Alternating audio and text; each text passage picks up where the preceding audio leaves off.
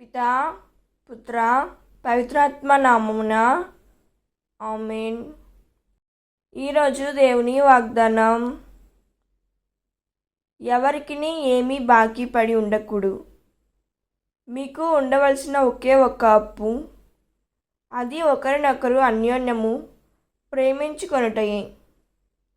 తోడివారిని ప్రేమించువాడు చట్టమును నెరవేర్చినవాడు. రోమీయులు 13:8. ఈ వాక్యం మనకు నేర్పేది ప్రేమ నిజమైన అప్పు.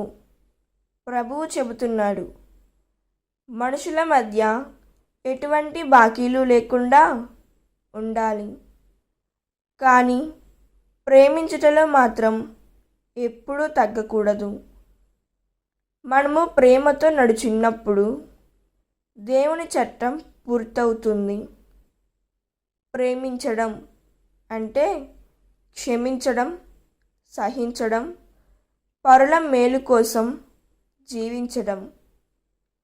ప్రేమతో నిండిన హృదయం కలవాడు దేవునికి దగ్గరగా ఉంటారు. ఈ వాక్యం మనకు జీవమును కలుగజేయునుగాక. ప్రార్థన.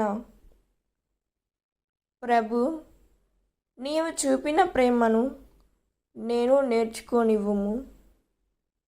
ఎవరితోనూ ద్వేషం లేకుండా, ఎవరిని తక్కువగా చూడకుండా, నీ ప్రేమతో అందరినీ ప్రేమించగలిగినట్లే నాకు సహాయం చేయుము తండ్రి.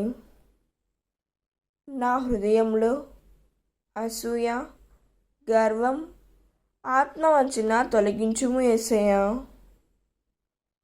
ప్రేమించుటలో ఎప్పటికీ అప్పు తీర్చలేని వాడిని నేను అయ్యేలా చెయ్యమని యేసుక్రీస్తు నామంలో అడిగి వేడుకుంటున్నాం తండ్రి. ఆమేన్. God bless you.